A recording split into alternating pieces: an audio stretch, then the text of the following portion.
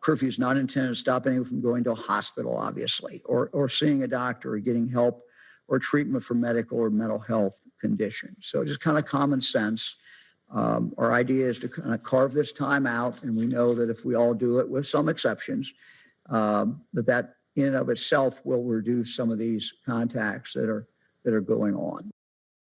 Now, for restaurants and bars specifically, this pushes things up even further than they were before. Their doors are expected to be closed right at 10 p.m. for dine-in instead of serving that last drink by 10 p.m. Now, restaurants can stay open after 10 p.m. for carry-out, delivery, and drive-through services only. Now, the governor's goal is to push people toward home a little bit sooner in the day, reducing the amount of time when that community spread is possible, Betsy.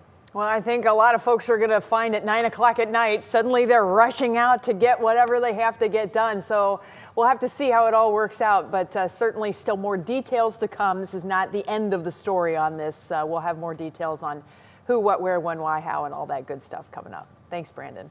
Jay. All right, Betsy, now on to your feed at 5. And two of our major cities are handling the spread of COVID-19 very differently. Akron putting a limit on gatherings at home, while the city of Cleveland is struggling just to report new numbers, believe it or not.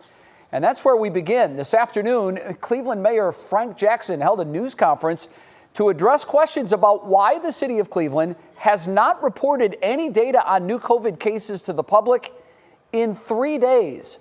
Turns out Cleveland's health department gets its information on COVID cases from the Ohio Department of Health. Then its staff tries to verify and trace each and every case before adding it to the official number to be reported. It's a time-consuming process, and city officials say with the spike in new cases, they simply don't have the staff to keep up.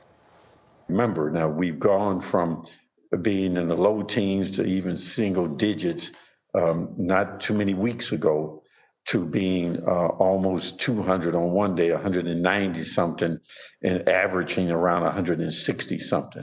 So and again, this is a reflection of this spike and how severe this spike is. And we are redeploying resources and adding different resources. All right, the city's health director said this afternoon that it is ramping up internal staffing. Cleveland did report 139 new cases on Saturday. That was the last day we've gotten an official number. That raised the total number of new cases confirmed in the city of Cleveland to just under 8,000, 7,976 since March. Not all cities report daily cases, but many do, including the city of Columbus. Health experts say that case information is critical to help guide the city's testing efforts. Well, meanwhile, in the city of Akron, they passed an ordinance Monday night to slow the spread of COVID. Romney Smith joins us now. And for the next 30 days, Romney, they're asking people to keep their bubble small. Is this causing confusion for people? Because it really sounds like it's confusing. Yeah, because the state's allowing big gatherings still. So I spoke with Summit County Public Health Commissioner Donna Skota today, who says this is ultimately being done to try to reduce the number of COVID cases in Akron. She says the current spike is actually from Halloween and family gatherings. So the state has a gathering order with the maximum of 10 people in private events, but they're still allowing weddings and funerals and things like that. Akron city officials say they want to limit private gatherings to just 6 people outside of your home. So that's 6 people on top of however many live inside your household. Get it? So if you have 5 plus 6 others, only 11 are allowed. I asked why this limit was reduced from the state's recommendation of 10 down to 6. Here's the explanation I got. Because we were thinking that most homes have somewhere between at least 2, 4, 5, 6 people in the home, and 6 would get us closer to that 10 number.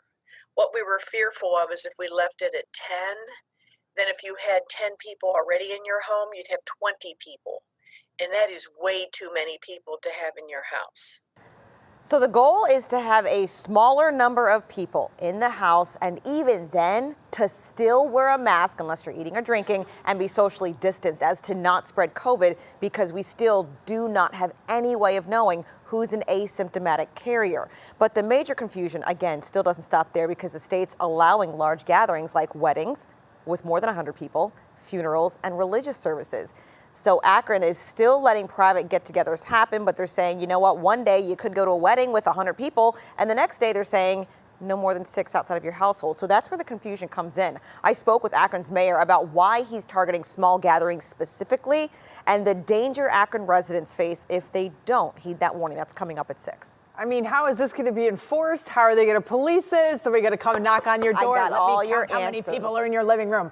I mean, this is where you start to get to the point where you're like, all right, let's just keep our bubbles to ourselves. It's easier because you know what? You could be going in for that turkey and the police could knock on your door. It could happen. That would be shocking to me. Like, to me, that's a bit much. Yeah. So we'll kind of see what you have for us tonight on What Matters Most at 6. Thanks, Romney.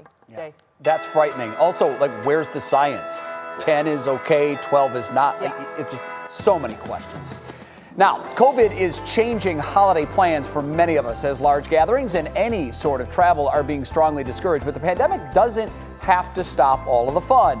Our Will Ewick shows us there are still lots of things to do safely so you can have a healthy and happy holiday season. It's great to see all the families come out and know that you're able to make their holiday a little better. And Christmas tree season gets very busy. At Heritage Farms in Peninsula, the Christmas tree season is one of their busiest times of the year. Our biggest weekend will be Thanksgiving weekend, and we will be open until we're sold out. This year, they're expecting it to be the same, but in other ways, People really want to get out and be outside and be able to enjoy a family tradition. it'll be a little different and a little more safe. We are spacing out our pre-cut tree sales area so that people can social distance. When it comes to holiday lights, it's an activity made for social distancing. The families are safe. They can drive through in their cars, see all the wonderful holiday lights and Christmas they're used to and accustomed to along the way. So adhering to CDC guidelines while taking in the majestic glow of holiday decor shouldn't be a problem at the county fairgrounds, with over a mile-long drive through more than 1 million lights. Nothing nicer than being with your mom and dad and the two little kids and getting to see all the great displays and see all your Christmas favorites. They've also got a plan to safely light up the zoo as well. So here we are at the Cleveland Metro Park Zoo, back for its second year, Wild Winter Lights. With your tree and light viewing taken care of, there's still plenty of other things to do in Northeast Ohio to remain active and festive while also keeping safe here during the holiday season, whether it's headed down to the Winter River Fest in the Flats or taking in a hill on a sled. Well, our toboggans, they are a time-honored tradition. We'll be opening right around our Thanksgiving weekend. Merwin's Wharf will be the center of activity for a synthetic sheet of ice, and really an opportunity for people to enjoy the winter months in a safe, socially distanced way on the Cuyahoga River. Will Ewick, 3 News. All right, Will, thank you very much. It really does push our creativity and imagination to the absolute limits. Tomorrow, we're going to continue our Happy and Healthy Holiday Guide series with a look at how to scale down your Thanksgiving dinner this year. That's tomorrow at 11 p.m. on What's Next. Coming up next on What's New, take a guess as to what is Ohio's favorite Thanksgiving side dish. Mike Polk answers. He's going to dig into that question. Also, Betsy, in the process, will poke a little fun at us. No, not as only Mike can. Yeah, exactly. And then a Cleveland native might be adding another really big movie to his resume. Who is rumored to be part of the next Transformers movie? And Matt Wintz is in for weather today. Hello, Matt. Well, hi there, Jay. Hi, Betsy. Hi, everyone. A different feel outside today versus the last couple days. We've got the snow showers back to the area. And I'll tell you what, these snow showers are going to continue. It's a beautiful look outside depending on where you are. We'll detail how much snow piles up tonight, and we've got a warm up in the forecast coming up.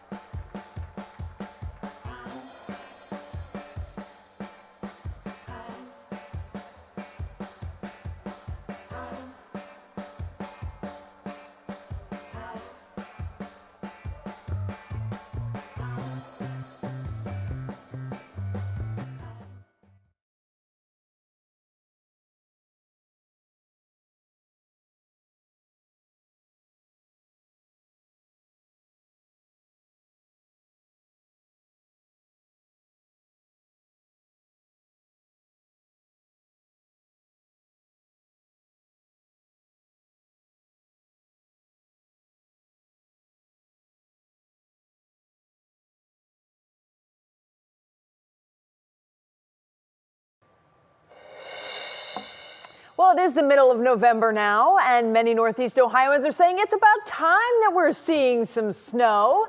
Deb sent us this little bit of snow out on the east side there, and boy, look how pretty that is. It is nice. I always like that first snowfall of the year. Yeah. Makes, puts you in the holiday mood.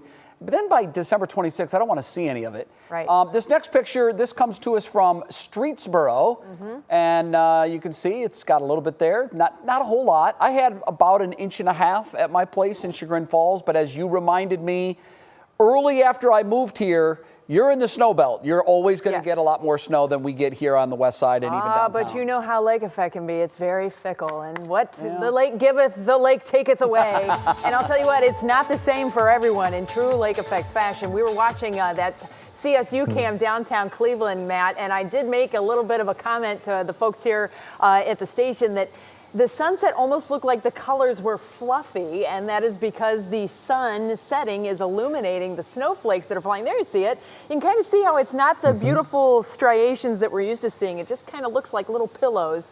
You also see the camera shaking as the wind is going out there. But so that's not an earthquake, right? It is not. No, we are perfectly safe here. Okay, good. Yeah. Hey, Matt, you have a weather word today. I didn't mean to interrupt. Your weather word today, because we're going to be finding out what Ohio's favorite Thanksgiving Day side dish is here in a minute. I have a feeling it's some kind of casserole. Just a guess from growing up here. So I know that's a tough word to fit into your weather forecast, but casserole? Yeah, casserole. Good luck with that. I really wanted to give you a hard one today, and that's the best I could come up with. And you're welcome. Well, I appreciate that. I take a couple days off around here. Getting back into the swing of things. You throw that on me. That's great. I thought we sent the interns up to the roof to get the live shot. So if we could just have them hold still, that would be great. But anyway, I diverge. As Betsy mentioned, this lake effect snow's been kind of hodgepodge across the area. We've had a cosmetic coating, a couple areas over 1 inch. The highest totals coming in from Erie and Crawford County out towards Pennsylvania, obviously, just south and east towards the northeast community. They've checking in with 2 to 3 inches of snow. So depending on where you are, it's been coming down good, but nothing really that well organized with us. We still have some decent flakes coming into Lake County, areas near Mentor, Painesville, along I-90 there. That stretches back into Geauga County. This is where some of our more organized snow bands have been. Pretty decent little snow coming into the Middlefield area right now. And that stretches down to the south. This is a second lake effect event that we've had where Summit and Portage County have picked up some of the higher amounts. This is our cosmetic coating that we have down towards, this is Route 8, right around the Turnpike there. You can see some of the snow there in the median, and that obviously is just staying in the median. All the roads are fine outside, but we'll have to keep an eye on it. This lake effect snow will continue overnight tonight, especially out east before it starts to wind down. And after that sun goes down, it is a different ball game for some of those untreated surfaces, so we may get some slick spots. But look at the high pressure. This wind is going to shut off and turn around quickly. In fact, much of the country is dry right now and sun-filled, and it's also warming in the plains, and that warm air will head our way as we get towards really Thursday and Friday this week. You'll see a big turnaround in terms of these temps. Your National Design Mart hour-by-hour forecast, you can see the casserole of clouds and sunshine or clear skies. I tried to fit that in.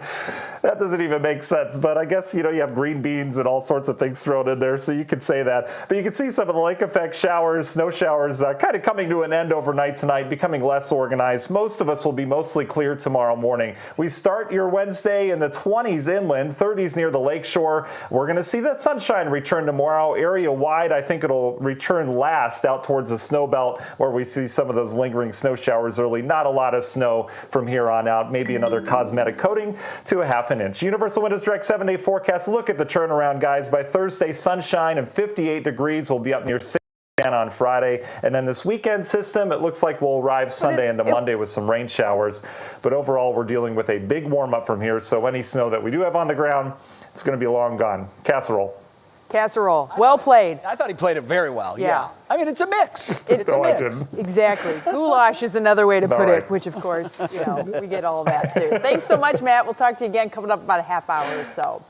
All right, well, we aren't quite to Thanksgiving yet in our 7-day forecast. It's in the 10-day forecast. But Thanksgiving is just right around the corner. And many of us are already getting the grocery shopping done for the menus and getting out the cookbooks to see what we got to put in the stuffing and the cranberry sauce. And, of course, the green bean casserole, which, as it turns out, is pretty popular here in Northeast Ohio and the whole Buckeye State.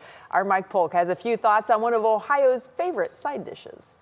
Welcome, everyone, to Come On, Ohio, a segment in which I try to encourage my home state to stop embarrassing me in various ways. For example, does this tempt you? If so, you're probably from Ohio. And also, gross. The website Zippia.com recently used Google Trends to establish the favorite Thanksgiving side dish of all 50 states, and as it turns out, the Buckeye State is goo-goo for the green bean casserole. Now, we can all have our own individual opinions about green bean casserole, a dish that, I'll remind everyone, is made by combining beans, milk, onions, and canned cream of mushroom soup, which sounds like a dish eaten out of desperation during the Great Depression by boxcar hobos after being warmed over a barrel fire. Some people like it.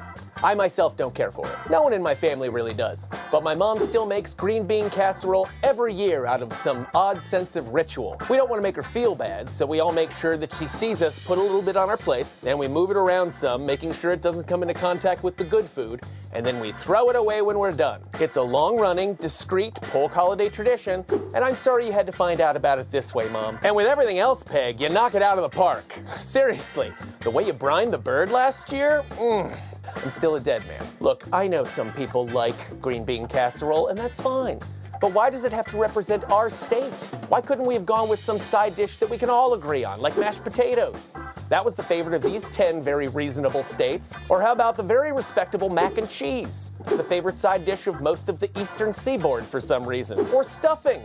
As you can see, New England is bananas about stuffing, and so are Alabama and Louisiana. But of course, they have to call it dressing just to make sure no one forgets how charming and southern they are. We see you guys. You do your own thing. Deepening the mystery, Ohio wasn't alone in choosing green bean casserole as their go-to Turkey Day side. States like Texas, Idaho, and Michigan all made the same regrettable devil's bargain. Hard to figure out what the common thread among those states would possibly be, but it is nice to know that moving forward, if anyone ever asks us to name something that Ohio, Michigan, Idaho, and Texas have in common, we'll finally have a definitive answer. As bad as green bean casserole is, we could have been like Arkansas, whose top Thanksgiving dish is, and I kid you not, white gravy, which of course begs the question, if gravy is a side dish, do we want to know what they put on it? Now, I know this might seem trivial to you, but believe it or not, these silly state designations have a way of sticking around, and we've been burnt before. And if you doubt that, why don't you pour yourself a nice tall glass of Ohio's official beverage, tomato juice? I am dead serious. We have to be better than this. Come on, Ohio! You can put something in the tomato juice, right? I'm with him. Tomato juice is horrible. Never select that as a beverage. I would just never do it. What's your favorite side dish for Side dish is my mom's stuffing. Like, we fight over it. It's, I'm it's a kind big of stuffing throwdown. guy too. Love the sweet potato casserole. I mean, if we're going to go with a casserole, that's the way to go. Yeah. Green beans, for me, are in my bottom 5 foods of all time. Well, I have to ask, and I'm going to put it out there to all of you who are watching, who are going, I love green bean casserole. My mom makes the best green bean casserole. Send me the recipe. I'll make it. I'll try and make it. Well, there's really not much to it the way I understand it. If what the difference is, right, there's not much to it, but there's people who improve on the old stuff, right? Some people put bacon in there, which, well, bacon on obviously everything that's a makes win. it better. I'll eat the whole thing if there's bacon on it. So Absolutely. if you have the bomb recipe for your green bean casserole, you can email it to me, Betsy Kling at WKYC.com, or hit me up on Twitter at Betsy Kling. Poor Mike's mom had to find out, like all of us, that she doesn't make a great green bean casserole. Sorry about that, Peg. Put some gravy on it, whichever kind.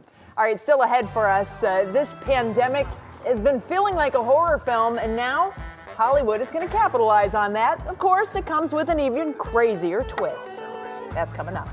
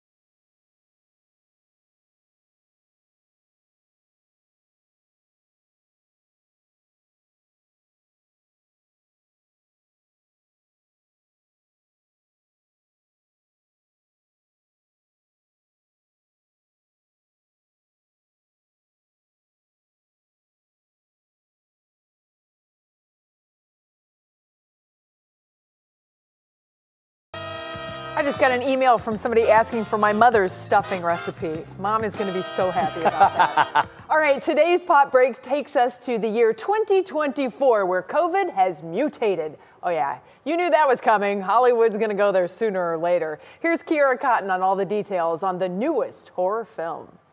As the pandemic felt like a horror film, filmmakers Michael Bay and Adam Mason are taking that concept to the big screen with the film Songbird. Starring KJ Apa and Sophia Carson, the film takes us to the year 2024, where COVID-19 has mutated into COVID-23, and the world is in its 4th year of lockdown. The trailer shows images of iconic landmarks left completely deserted, and critics of the movie are not a fan. Many call the trailer tone-deaf and out of touch.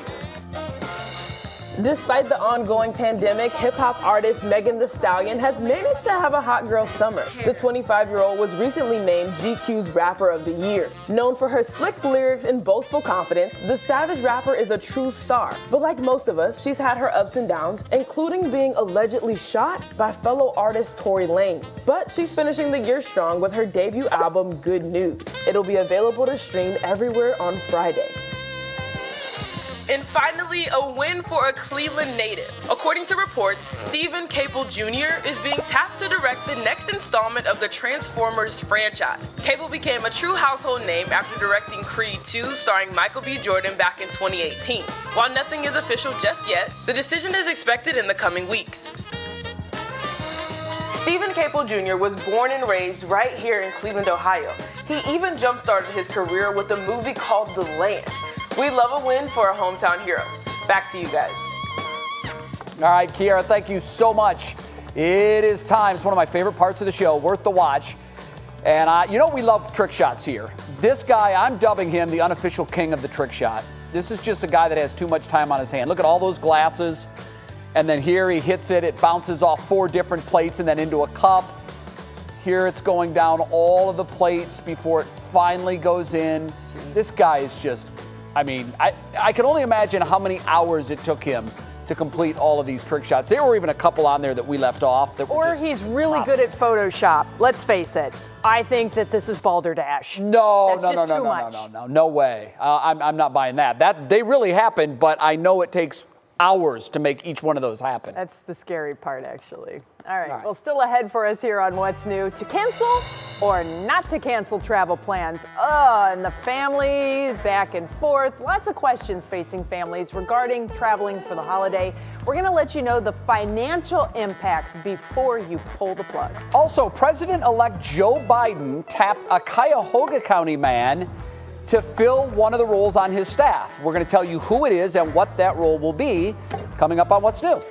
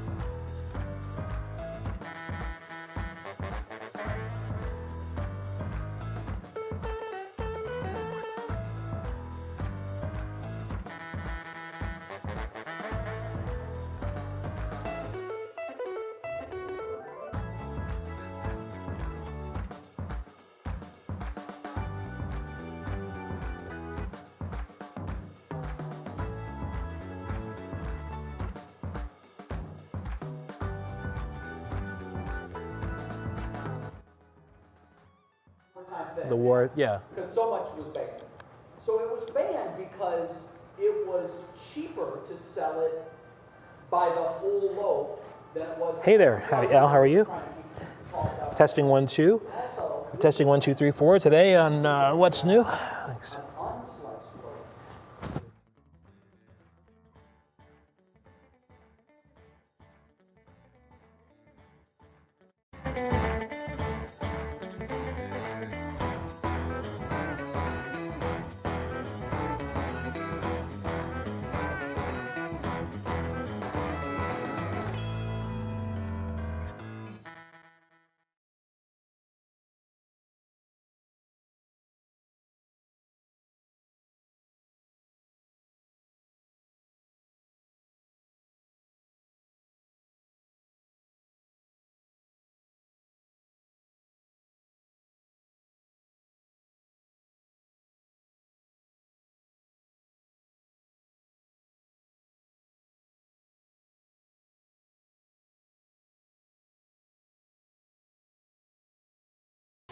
And now, live from WKYC Studios, this is What's New.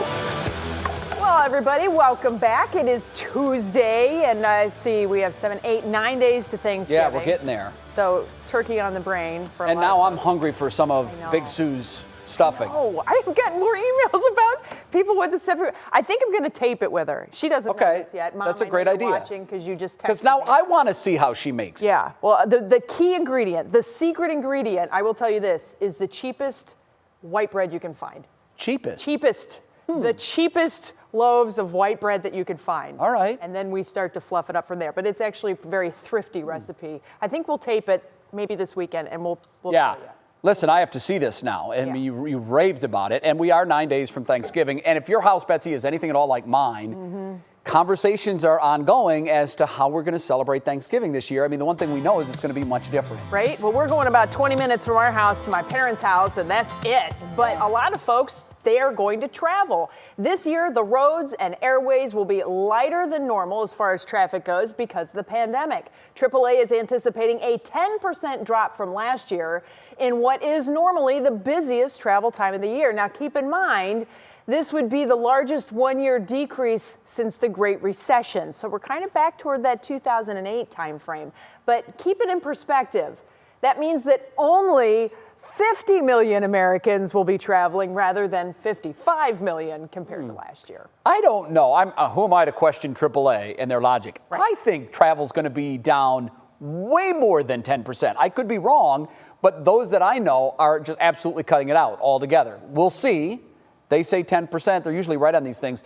Some of those travelers, Betsy, are already having second thoughts. They booked their travel, and now they're seeing the cases rise, and they're deciding, well, geez, maybe it's not the best thing for me to get on an airplane or go anywhere. So what do you do if you want to cancel? Can you get your money back? And if so, how do you do it? Who do you ask for that? Our consumer reporter, Danielle Serino, has all those answers. Whether it was out of fear. I don't know, honestly, when we will feel like cruising, considering there is not a cure for the coronavirus. Or a shutdown. When we had to tell our kids Disney World was canceled, that was rough. Many Americans' travel plans have changed or will be changing up until the last minute. And good luck getting a cash refund. I mean, we're talking like almost $4,000 of our money that they're going to sit on for 2 years. There's no consumer protection. So when I'm trying to get a refund from an airline, they can just keep my money and there's nothing I can do about it. Well, the companies might tell you that, perhaps only offering a voucher for a future trip. But consumer attorneys say in many cases, that's a violation of contract law. Companies are trying to keep money because they don't want to suffer losses as a result of the COVID-19 problems. And it's really not for them to make the decision how consumers want to handle the situation. It's up to consumers. Especially when those vouchers can expire, which is partly why many are scared to book trips. And they think that, oh, hey, these airlines are all being so flexible. They're allowing me to change my flight for free. Before it used to cost $200. They're basically suckered into taking these vouchers that are really expire within 90 days. But even if you do get to your destination, that doesn't mean you'll get that vacation. While these yellow states are giving people a pass if they can provide proof of a negative COVID test, the ones in red, be prepared to quarantine for 14 days. And Ohioans visiting any of the states in yellow are supposed to quarantine for 14 days when they return, which means research your travel plans carefully, or you could be out not just money, but your family holiday. Kind of proud of how they handled the disappointment. I just hope at some point we can get back there. So what if things don't go as planned? First, see if your credit card will fight for you. Many of them will. If it's a problem with an airline, you could file a complaint with the Department of Transportation. For cruise lines, it's the Federal Maritime Commission. And for anything else, you can go to the Better Business Bureau or the Attorney General. And if all else fails, you might consider going to small claims court or hiring an attorney. I'm told judges tend to be sympathetic to consumers. I'm Danielle Serino, 3 News. You know, Bets, for so long you heard that you could get your money back, but I found the same thing that Danielle was talking about. It's really difficult. They almost never give you your money back. You might get a voucher, but there are always, strings attached. And as for the whole travel game around Thanksgiving, there are bans. There are travel bans that if we in Ohio go to certain states that we're asked to quarantine, and also a lot of companies have travel restrictions, including ours, that if you travel, you then have to self-isolate, and if you can't work from home, then you got to take vacation time when you come back. That's Jay's little work from home week that we had. That's exactly right. That's exactly what that was. So, you know, I mean, that's why a lot of people it's out of their hands, the decision. They just can't travel because the state or their employer tells them it's not a good idea. Well, we're going to keep everybody safe, and if we can do it while we keep folks at home, you're just going to get to see them from home. That's even better. We asked Twitter whether or not they've changed their holiday plans because of COVID, and here's what you guys are saying. Wow. Yeah, 42%. That's why, Bets, I say, I think that AAA guess of travel only being down 10%, I think that's a really low estimate. I think it's going to be down way more than 10%. Well, people are going to make their final decisions this weekend and early next week, so only time will tell. Russ Mitchell is going to join us now from over there at the big desk. Russ, you going to be going anywhere for Thanksgiving? I'm going to Sue and Tim's house and having stuffing all day. Come on down. We're going to make it ahead of time. So now they've asked for it for the website, too, so we'll be posting it. My poor mother's like, what? So, yeah, I'm good times. In trouble. Yeah. Good times. I love me some Big Sue, definitely. I love me some cheap white bread. Your first best friend in Cleveland. That is true. That is true. Good afternoon, folks. Good afternoon, Russ. And good afternoon to you at home. Ohio Republican Senator Rob Portman today said he will not call Joe Biden president-elect, saying he believes, quote, recounts need to be completed. Speaking with reporters this morning, Senator Portman said many of his constituents do not believe the election was fair. Portman did say, at this point, there does need to be some movement in the transition process. My role is to encourage Joe Biden and Kamala Harris's access to intelligence briefings as an example, which I have done both publicly and privately, and I think that's important. Also today, the Pennsylvania Supreme Court struck down an attempt by the Trump campaign challenging votes there. So far, the president's legal team is 1 for 25 in court election challenges nationwide. President-elect Joe Biden has announced some key White House staff positions, and his top picks include an Ohioan. Steve Ricchetti will serve as counselor to the president. He is a Westlake native and a Miami University grad. Ricchetti served as Mr. Biden's campaign chairman.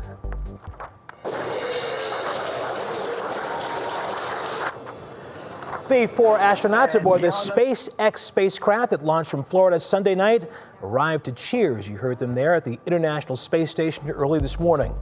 The safe docking at the station is a pivotal moment for SpaceX. It is their first fully operational mission with a crew.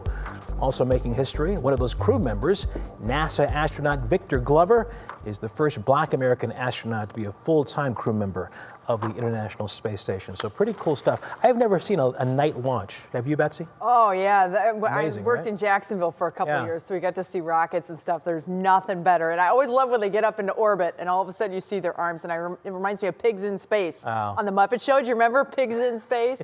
And they do this the whole time. So, a little throwback memory. Very cool. Wasn't expecting that, but very cool. Yeah, well, you know me. All right. Well, we'll see you coming up tonight. All right. See ya. Appreciate it. Jay. All right, yesterday we told you that the Browns were forced to close its practice facility in Berea after a second positive test for the coronavirus. Fortunately for Kevin Stefanski and the Browns, that closure was short-lived. The facility was reopened today. The Browns did contact tracing and found no close contacts with fullback Andy Jankovic. He's the player that tested positive. And Betsy, I am by no means an expert on close contact tracing. Right. But I found this odd because Jankovic played 26 plays on Sunday. After the game, he tests positive, and everybody's cleared. He was in the huddle with all of the offensive players.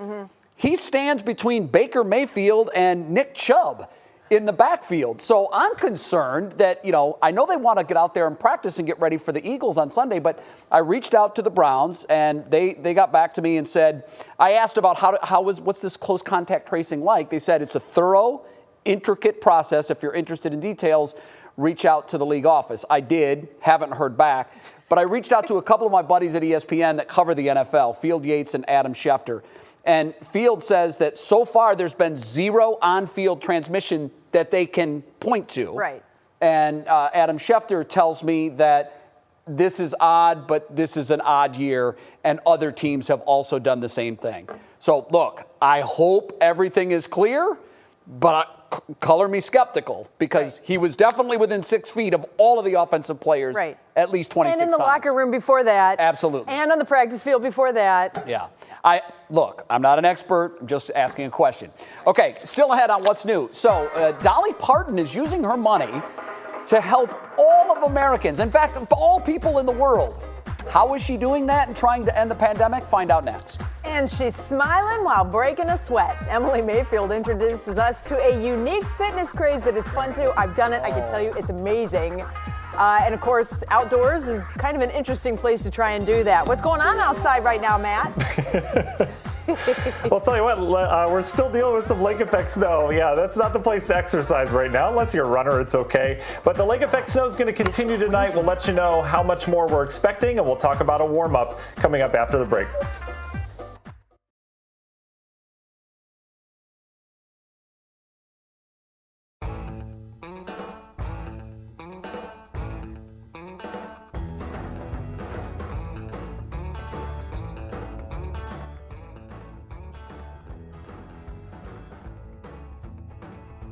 Hello again. Hi. Hi. Yes.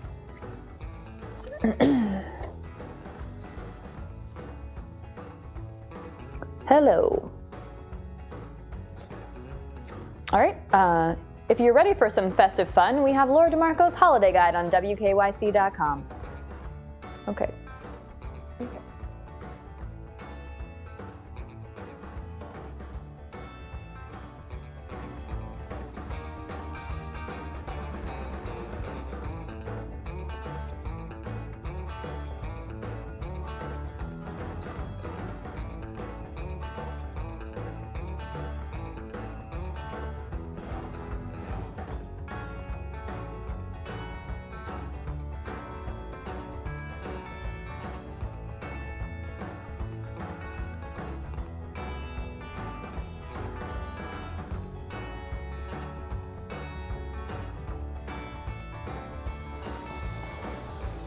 Yeah, I got you, Al. We good?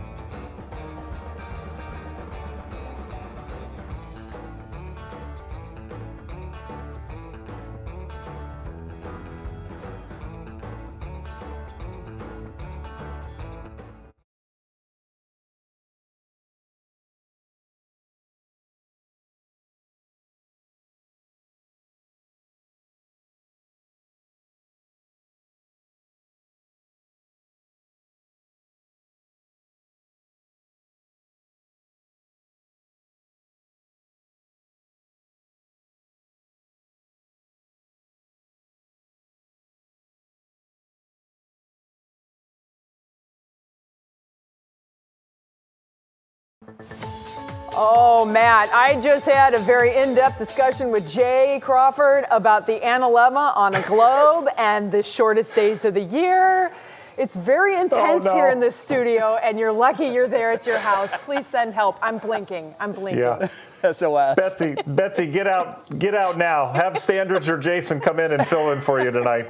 You are not going to leave that place. Listen, once you get Jay going on some of these conversations, I've done that slow inch to my car, and you're just like, Jay, I got to go, man. It's past dinner. So, yeah, you got to get out of there soon. I feel bad for you.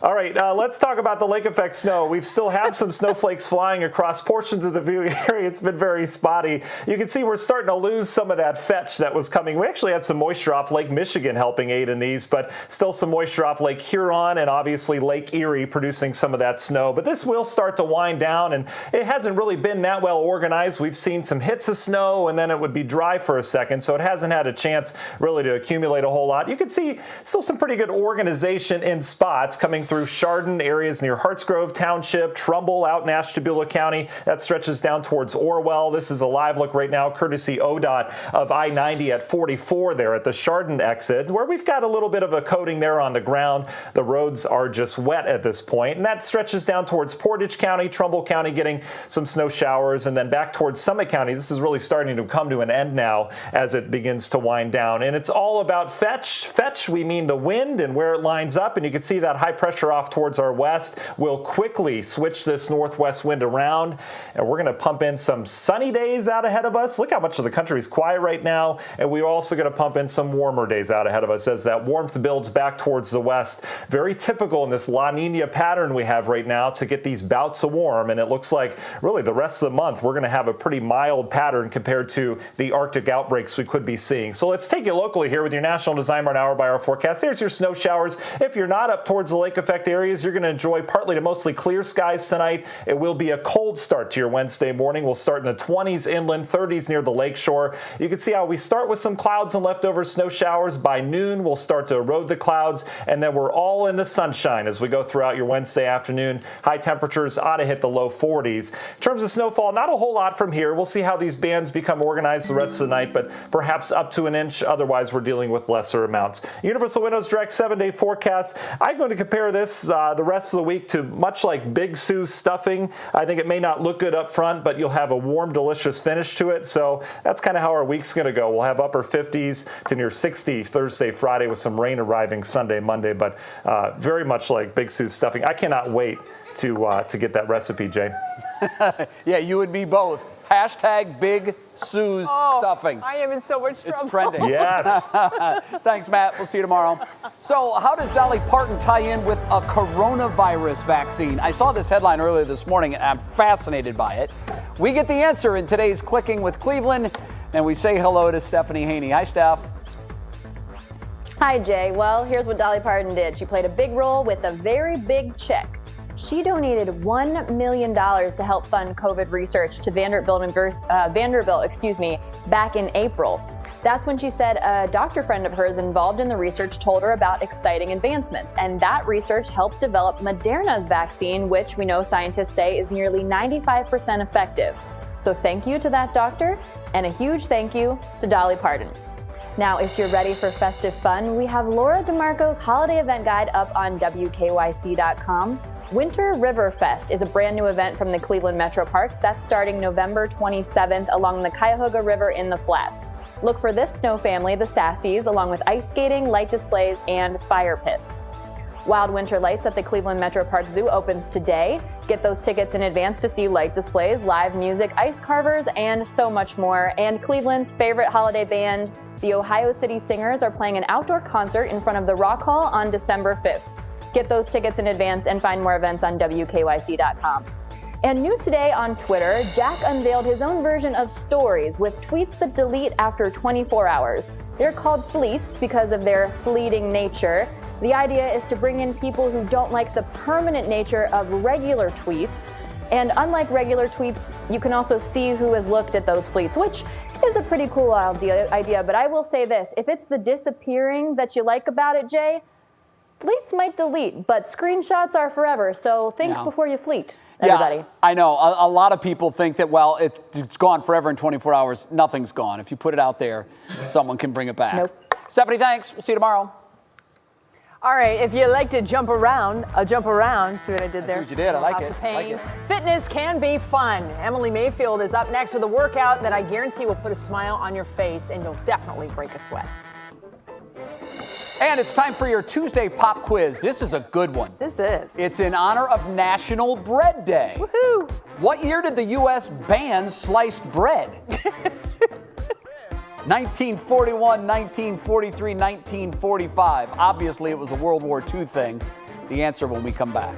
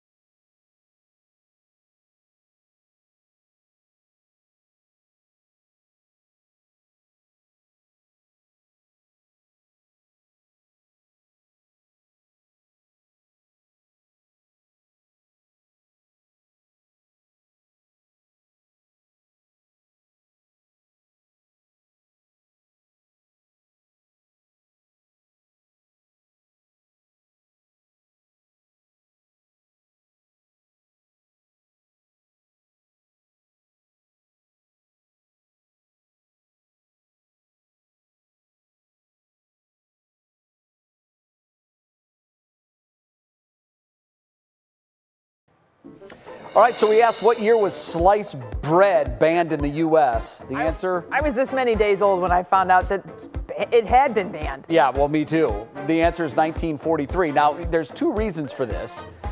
The government was concerned that the prices of bread would rise too much. Slicing it costs more money. Also, though, and more importantly, if you sell the bread in a full loaf, you can use one thickness of plastic, but if you slice it, that plastic had to be thicker because you got to keep the air from touching it. And everything was at such scarce materials, they said we're going to ban sliced bread. America went nuts and they brought it right back. Didn't last long. 1943. Now you know. All right, sliced bread. Well, this is the time of year when some of us lose our motivation to work out. But 3 News contributor Emily Mayfield, she's always working out, and she is going to show us one very cool local fitness class where fun is the top priority. I have tried just about every fitness trend out there, but there's a very unique one here in Cleveland that I want to show you. It's called Crazy Fit. Let's check it out. I'm here with Nikki, the owner of Crazy Fit. First and foremost, thanks for having us. I'm so pumped for this. Oh my God, you're gonna have so much fun. I'm so excited. So tell everyone about Crazy Fit. What kind of workouts do you guys provide here? We do jump fit classes, which are the kangaroo spring-loaded boots, which is a cardio class. It's 40 minutes long, really get your heart pumping. And then we also do bungee fit classes. So you are in a harness strapped to the ceiling. You're at a 45-degree angle, working your core. That's only a 20-minute class, but that's, trust me, all you need. Obviously, we are not in the studio due to the pandemic. Do you offer classes outside? Yes, so we do outside. In studio, we've actually spaced out, so we are at half capacity at the moment, but we definitely believe, getting out there, the fitness aspect, the mental aspect, it's all just very beneficial. Okay.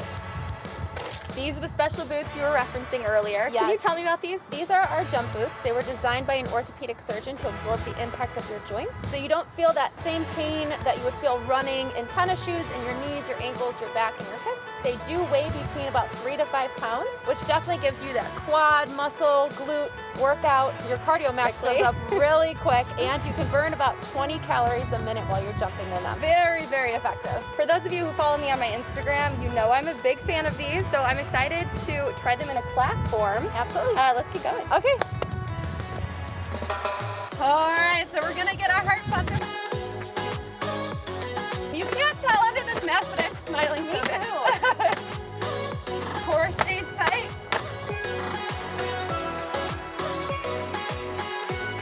Great job. Woo! You did awesome. Class typically runs about 40 minutes long, and when you leave our studio, you are dripping. I'm already dripping. You are 5 minutes. Nikki, that was so fun. Thank you so much. I know you'll rest now. I'll see you at the next class. We'll see you there. Thank you. Bye. Oh, Emily, thank you very much. I'd like to play basketball in those. It'd be fun. Ahead in our Show Us Something Good segment, Brown star Jarvis Landry made sure hundreds of families will have a happy Thanksgiving. We'll tell you what he did when we come back.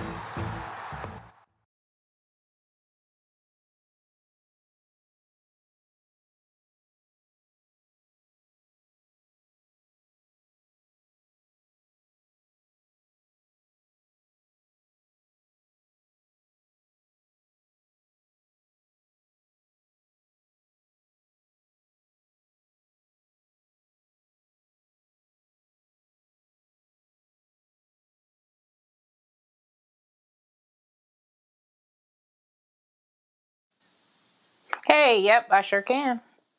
I sure do. Yeah, I don't Yes, check 1 2. Browns wide receiver Jarvis Landry is the star of our show today. We are talking.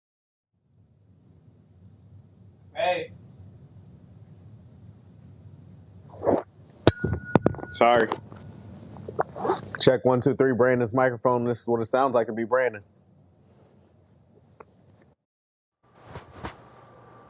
Hey there, a new restriction from the governor to help slow the spread of COVID-19. I'm Tiffany Tarpley.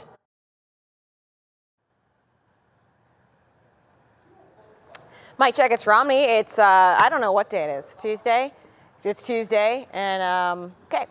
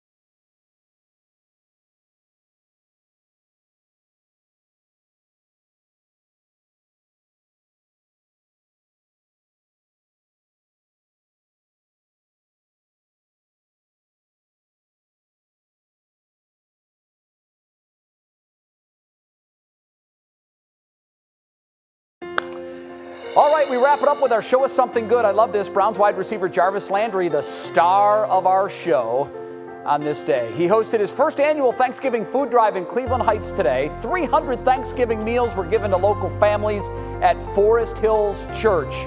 Landry wasn't there, likely because of COVID protocols, but his donation certainly hit the mark. Thank you, Jarvis, for being you. And thank you for watching What's New. We invite you to join us again tomorrow at 5 o'clock. And what matters most?